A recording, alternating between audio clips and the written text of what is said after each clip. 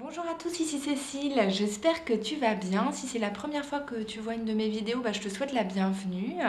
Et si tu as l'habitude de venir voir ces vidéos, je suis hyper contente de te retrouver. Donc je suis Cécile, je fais des vidéos sur le minimalisme, le bien-être, le lifestyle, la santé, le yoga et en fait un peu tous mes coups de cœur.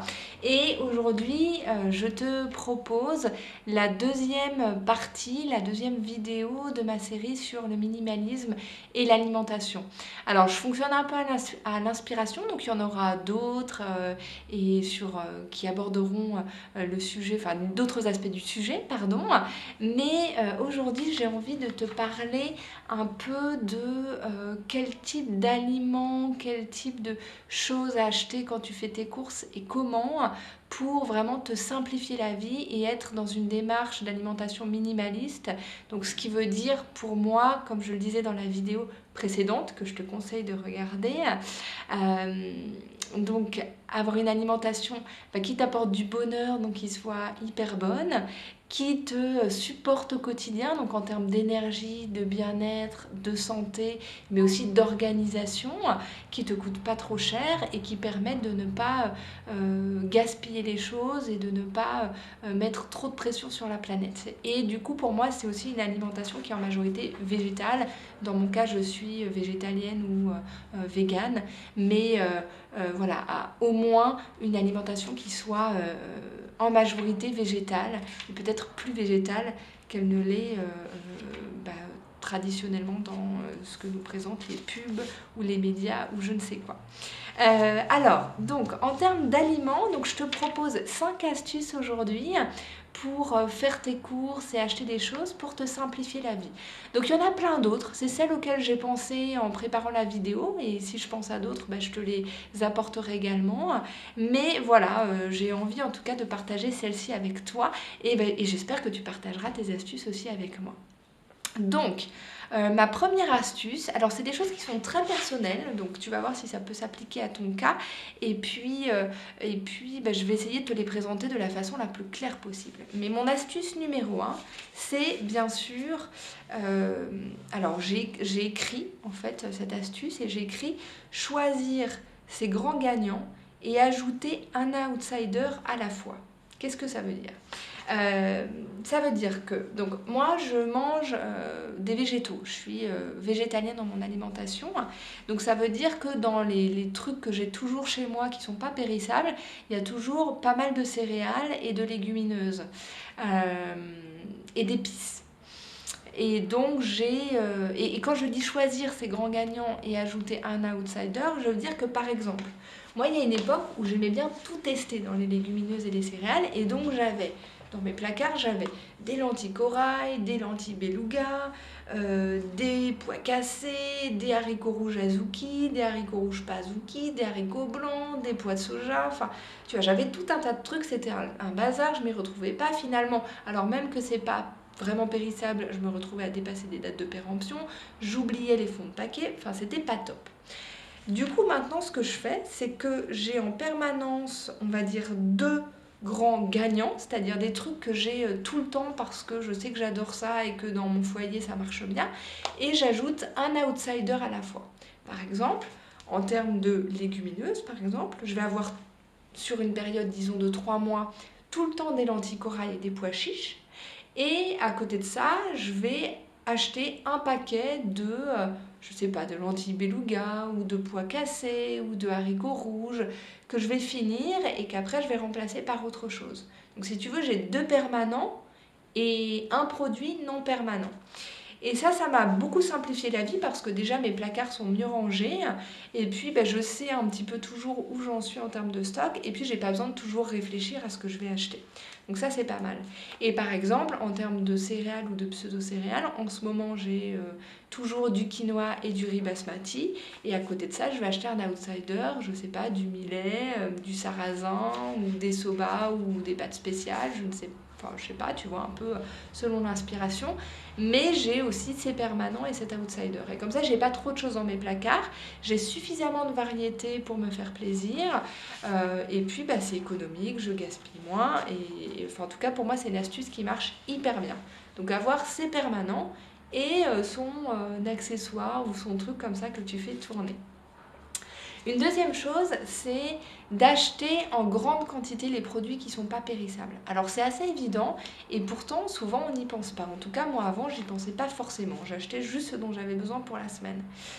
Et finalement, acheter tu vois, les flocons d'avoine par 2 kilos ou le quinoa ou le riz ou ce genre de choses par 2 kilos, pour moi ça a du sens parce que je vais tout le temps en acheter. Et là, au moins, je sais que j'en ai pour un moment. Et c'est pareil, ça me fait gagner. Enfin, j'ai besoin de faire les courses moins souvent, donc je gagne du temps. J'ai moins de temps d'inventaire aussi à faire. Et finalement, ça me simplifie la vie. Donc pourquoi s'en priver, en fait?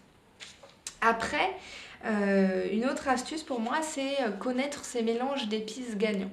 Donc, en général, je crois, quand on mange beaucoup de végétaux, on utilise pas mal d'épices. En tout cas, c'est mon cas. J'aime bien, j'adore le cumin, j'adore tout ce qui est tagine ou tout ce qui est curry, ce genre de choses. Et ce qui fait que j'ai tendance à acheter pas mal d'épices. Et je suis allée un peu loin là-dedans, c'est-à-dire qu'à une époque, j'avais envie de tout tester. Et donc, c'est un peu comme les légumineuses ou les céréales, j'en avais une tonne dans mes placards. Et finalement, du coup, je les finissais pas. J'en oubliais, je retrouvais des petits fonds de trucs par-ci par-là. C'était pas très optimal, ni très rangé, et pas très agréable. Donc maintenant, c'est pareil que pour le reste, en fait, j'ai mes mélanges d'épices gagnants, mais permanents si tu veux.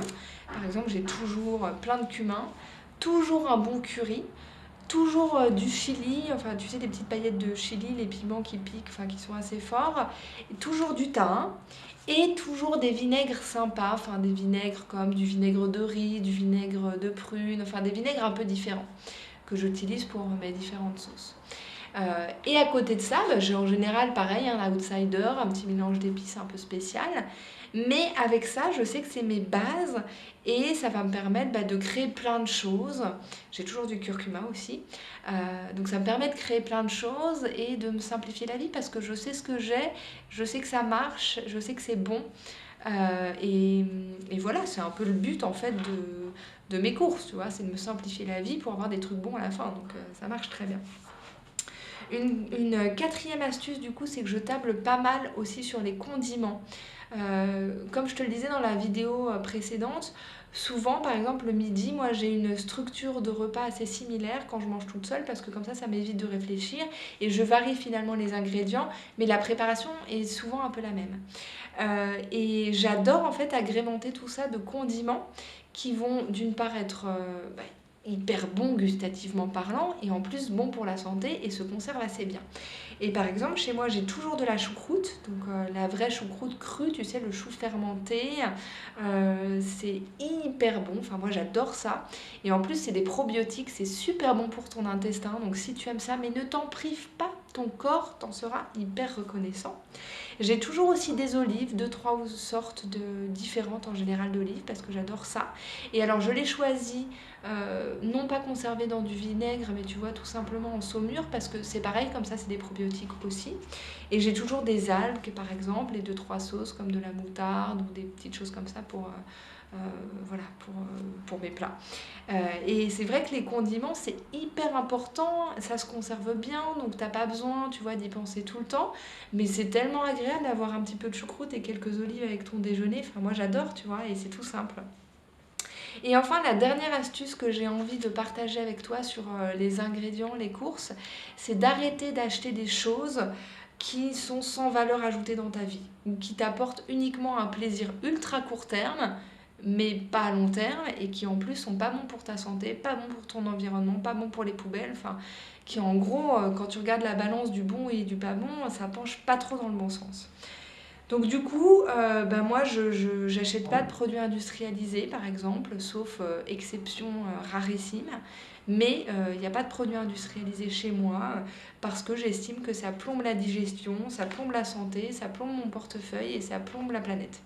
Donc ça, c'est simple, je me pose même pas la question, du coup je ne vais même pas dans ces rayons, et en fait ça me simplifie beaucoup les courses parce que je vais que dans certains rayons, mais je ne cherche pas à acheter ces trucs-là.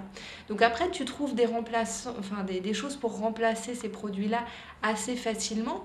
Par exemple, si tu avais l'habitude de manger, je sais pas, des barres industrielles pour tes snacks, et bah, je sais pas, achète des dattes et des figues séchées, tu vois, ou des noix, quelque chose comme ça. Donc tu refais tes habitudes avec des choses non industrielles qui sont aussi bonnes et satisfaisantes sur le plan du goût, mais qui sont meilleures pour ta santé, pour ton portefeuille et pour la planète.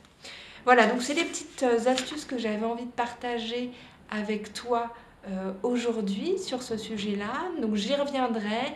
N'hésite pas à liker, à partager, à commenter. Partage tes astuces avec moi et avec nous. Moi, je te remercie infiniment pour partager ce moment avec moi et pour ensuite tout ce que tu partages dans les commentaires.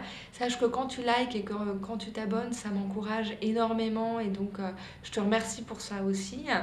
Et puis, je te souhaite une super journée. Prends soin de toi par ton assiette et par le reste.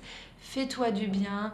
Profite de chaque instant. Trouve le bonheur dans tous les moments de la vie. Et moi, je t'embrasse très fort et à très vite. Au revoir.